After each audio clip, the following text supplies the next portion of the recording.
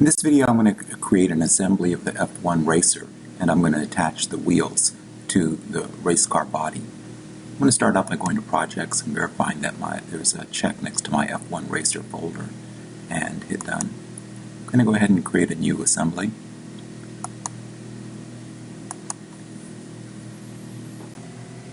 I'm going to place my first component.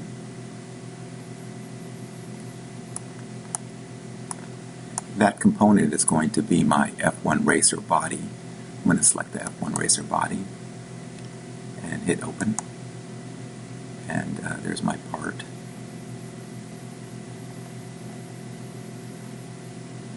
I'm going to click to place it and then hit OK to end. And position my cursor over this the part here in the browser, and I'm going to ground the part so that it can't move. You notice there's a little pin here. So what I did is I put a check next to the word grounded. And now the part is pinned in place and it cannot move. And you notice that when I hover over it, there's a little icon with a pin, a push pin, and it's grounded. I'm going to go ahead and place also the wheels. I'm going to open up the 3D wheel that I created. Go ahead and open it. And I'm placing a wheel. I'm going to place 4 wheels. So I'll place the wheels 4 times, place them approximately there. And right click, hit OK. I'm going to zoom in here and I'm going to place this first wheel here. I'm going to go to my Constrain dialog box. I'm going to do an insert command. And I'm going to select this radius, this diameter here on the axle of the wheel, the very far radius. I'm going to click on there. I'm going to come over to my racing body, zoom in here. I'm going to select this diameter here. And when I do that, it places my the wheel on the axle there. You can see it's been placed. And hit Apply. Now I'm going to come over here and do the same on this one here. To rotate a little bit. I'm going to do another insert command and I'm going to select this diameter here.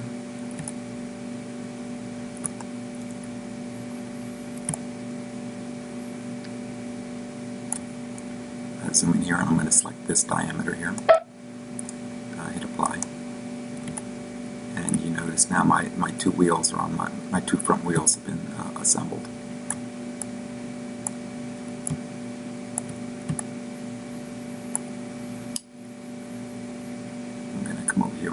Zoom in to this wheel and I am going to select, I'm going to do another insert command, but I'm going to select this radius here. If I rotate just a little bit, you can see the radius I'm going to select. It's this one right there.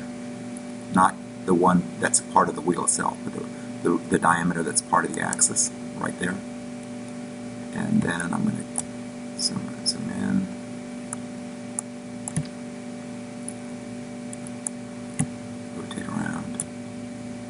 Zoom in here, and then zoom in. I'm going to select the outer radius here.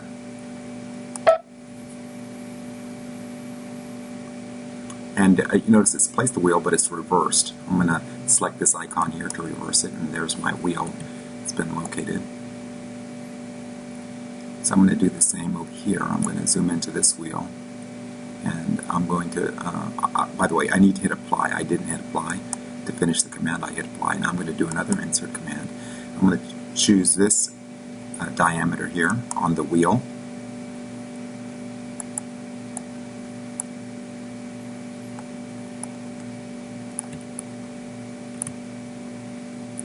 And I'm going to choose this diameter on the outside diameter of this peg. The boss. I'm going to select that, and there my wheel's been placed. Zoom out and you can see. There's my wheel. I'm going to hit Apply, and then I'm done with this command. Hit the X here, and you can see that now the wheels have been placed on my car. I'm I'm going to create a cross section to inspect my work to make sure that I have the wheels placed correctly. So I'm going to create a new work plane. To do that, I'm going to create two axes. I'm going to create an axis on this wheel. Notice I picked the axis tool and I point to the center of this wheel, and this yellow line shows up. That's an axis. I'm going to place another axis here on this wheel. Place that. Select the axis tool again, and you notice there's my axis. And the axis it runs along the center of the axles. So that's where I want to create my plane. I want to inspect all four wheels at once. So I'm going to created those axes so I could create two planes. If you create two lines, you could actually create a plane based on those two lines. And so I'm going to select this tool. It's called selecting plane here. I get a pull-down menu, and the one I'm going to select is two coplanar edges. You can't see it on the screen, but I'm going to select it. And now I'm going to select the axis here and this axis here. And you notice that I just created a plane. The plane is right there, a work plane. Now I'm going to create a cross section on this new work plane I just created. I'm going to select work plane.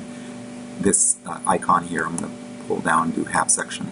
Now I'm going to select the work plane, and you notice that it creates a, hit the check, and you notice it cut the car in half right at the axles. And so if I zoom in, if I choose my top view on my cube, I could zoom in at each of the four wheels and just verify that in fact it is assembled correctly, that the wheels are going to rotate freely, and that the wheels are not touching anything. That's one wheel. Here's my other wheel. Make sure that it's concentric and placed correctly. Here's my rear wheel. Notice it's placed correctly. There's no interference there. And this is my last wheel, and it looks like it's been assembled correctly. So I'm going to turn off my half section by coming to this icon and selecting End Section View. I come over here, hit Escape a couple of times to get out of all those commands. I'm going to come over here and point to these work axes I created and turn them off, because if I don't, they'll be visible in my rendering, or they might be visible in views I don't want them. So I'm going to turn off the work plane too by checking visibility off. Turn all three off. And now, so there you go. Now you could render your view.